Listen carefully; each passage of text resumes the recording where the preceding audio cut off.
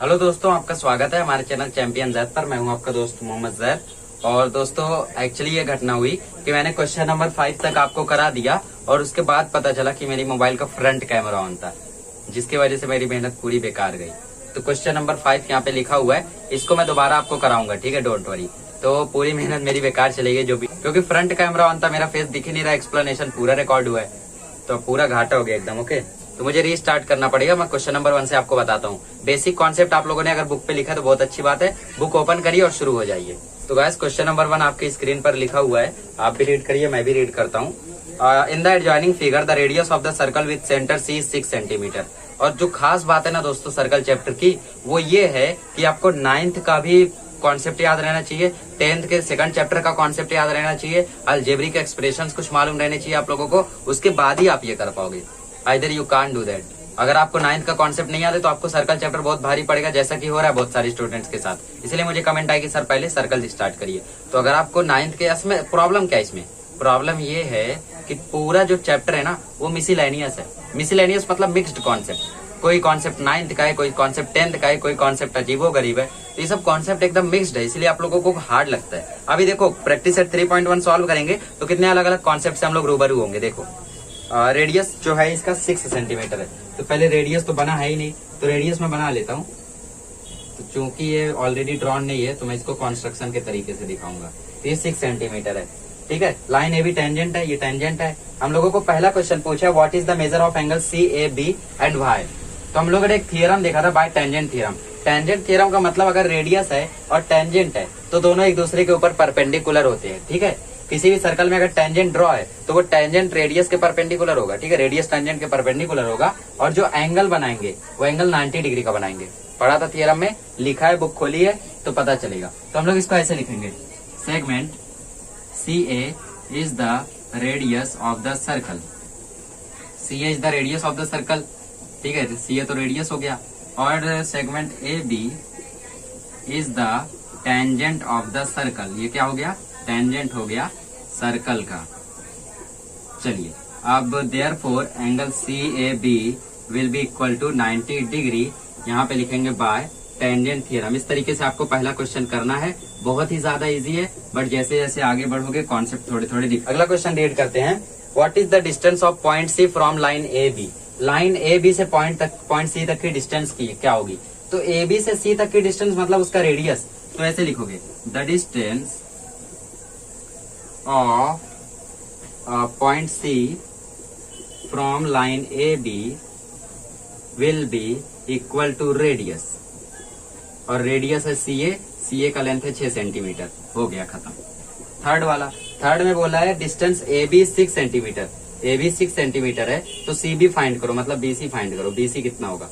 तो इसको हम लोग देखें तो ये 90 डिग्री है, राइट एंगल ट्राइंगल है। एक ही थियरम याद आता है, पाइथागोरस, लगा दो आंसर आ जाएगा। देखो पहले लिखोगे in triangle C A B angle A will be equal to 90 degree, why so it is due to tangent theorem, by tangent theorem. 90 degree हो गया, पाइथागोरस लगा दो, B C square is equal to A C square plus A B square. A C A B दोनों ही 6 है तो 6 का square plus 6 का स्क्वायर, 36 प्लस 36, आंसर आ गया 72।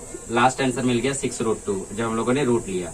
अब आपको डाउट होगा कि सर 6√2 कैसे आया, चलो देख लो, ये आपका एलसीएम वाला, ठीक है, 72 है। 6 12 जा होता है, 6 2 जा होता है, 2 1 जा होता है, 2 6 है तो 6 बाहर आ गया, 2 अकेला था तो 2 अकेला अंदर रह गया। तो इस तरीके से बीसी मिल गया 6√2 सेंटीमीटर। थर्ड आंसर भी मिल गया। फोर्थ आंसर में आपको एक अलग कॉन्सेप्ट है, 9th का कॉन्सेप्ट है, चैप्टर नंबर 3 में जो आपका कॉन्सेप्ट था 9th में, आइसोसेलेस ट्रायंगल थ्योरम वाला कॉन्सेप्ट है, वो पता नहीं कौन से चैप्टर में था, वो वाला है, ठीक है। तो इसको लिख लीजिए, फिर हम लोग चौथा क्वेश्चन। गाइस क्वेश्चन नंबर 4 में फाइंड करना है एंगल एबीसी। कैसे फाइंड करेंगे, सबसे पहले देखो तो ए बी ए सी एक ट्राइंगल है, पहले ये लिख लो, इन ट्राइंगल ए सी बी। इसमें हम लोग देखें तो ए बी 6 सेंटीमीटर है और सी ए भी 6 सेंटीमीटर, तो दोनों इक्वल है, ठीक है। यहाँ पे लिख दो ईच 6 सेंटीमीटर, दोनों इक्वल हैं, तो जो ट्राइंगल ए सी बी हो जाएगा वो हो जाएगा is isosceles triangle, isosceles triangle, ठीक है। इस तरीके से वो आइसोसेलेस ट्राइंगल हो गया। ये ट्राइंगल लिखना है आपको, बनाना नहीं है, ठीक है। चलिए आइसोसेलेस ट्राइंगल का मतलब क्या होता है, साइड सेम होगा प्लस एंगल सेम होगा। एंगल तो सेम होगा बट कौन से थियरम से, आइसोसेलेस ट्राइंगल थियरम से, उसको डायरेक्ट नहीं लिखा जा सकता। तो angle A B C equal to angle B C A is equal to angle x ले लो, क्योंकि दोनों तो इक्वल होने वाले हैं। तो बाय आइसोसेलेस ट्राइंगल थ्योरम, ये आइसोसेलेस ट्राइंगल थ्योरम मैंने पिछली बार पूरा लिखा था, अब की बार आधा आधा लिख रहा हूँ। देखो अब in triangle A B C angle A plus angle B plus angle C is equal to 180 degree. यहाँ पे लिखोगे sum of all angles of triangle is 180 degree. ठीक है, चलिए एंगल ए आपका 90 डिग्री है, एंगल बी एक्स निकला, angle C X निकला, इज इक्वल टू 180 हो गया 2x, 90 वहां गया तो 180 माइनस 90, ये हो गया 2x is equal to 90, x का वैल्यू आ गया 45 डिग्री। अब x किसके इक्वल था, x ABC के इक्वल था, therefore angle ABC is equal to x is equal to 45 degree. इस तरीके से आपको एंगल ABC मिल गया 45 डिग्री। इसलिए मैंने कहा था कि इसमें आप लोगों को 9th के भी कॉन्सेप्ट लगेंगे। आइसोसेलेस ट्रायंगल थ्योरम 9th का है भाई, याद है तो अच्छे से कर पाओगे। ठीक है, हम लोगों ने इसको पहली झलक में कर दिया था। अब सेकंड और थर्ड क्वेश्चन एक दूसरे से इंटर रिलेटेड है।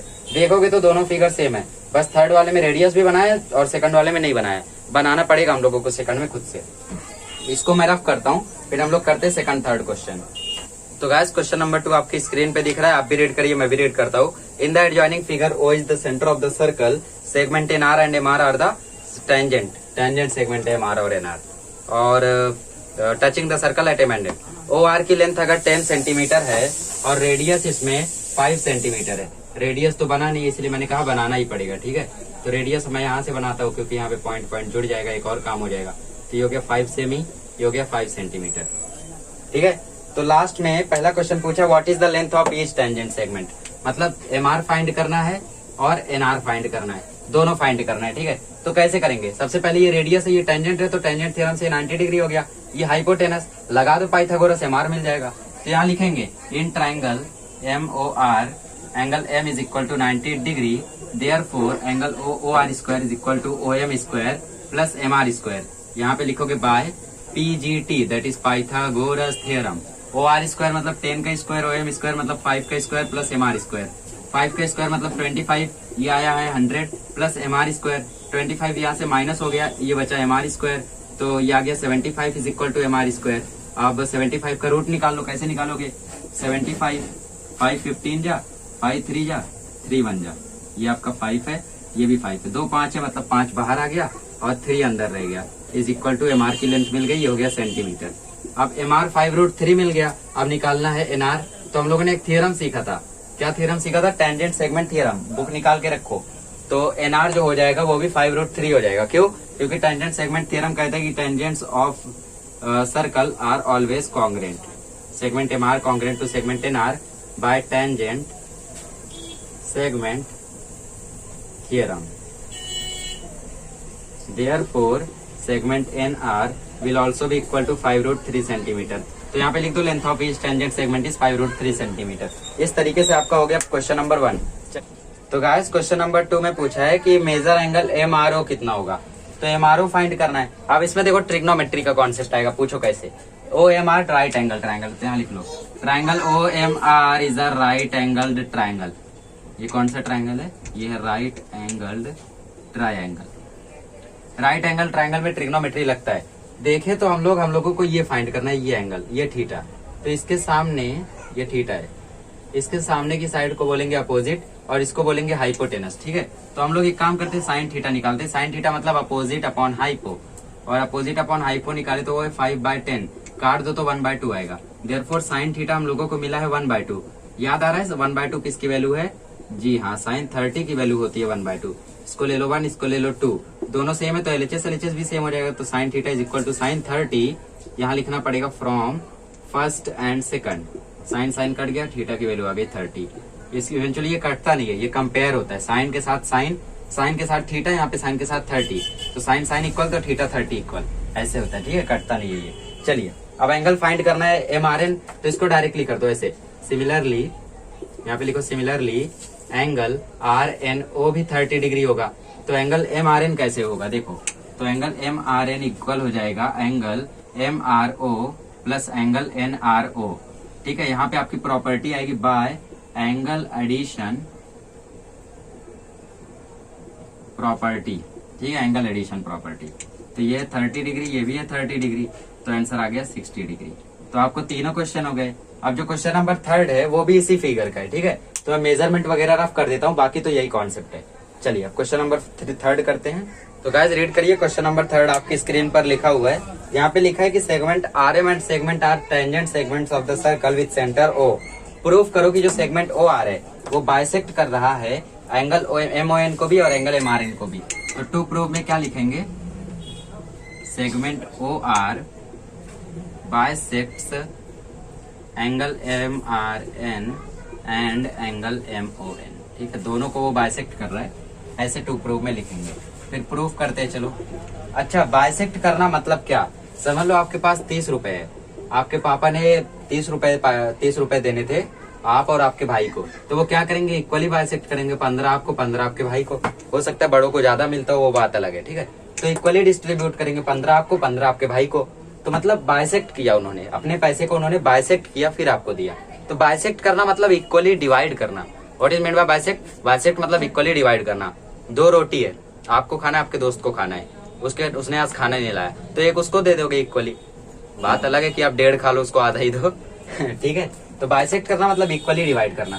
मतलब क्या कि एंगल एम आर ओ और एंगल एन आर ओ अगर सेम इक्वल आ गए और angle M O R angle N O R equal आ गए, तो इसका मतलब दोनों एंगल को ये लाइन बाइसेक्ट कर रही है और ये दोनों एंगल को यही लाइन बाइसेक्ट कर रही है।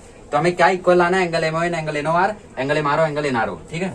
प्रूफ में लिखेंगे in triangle M O R and triangle M O N O R, ठीक है। दोनों ट्राइंगल ले लो।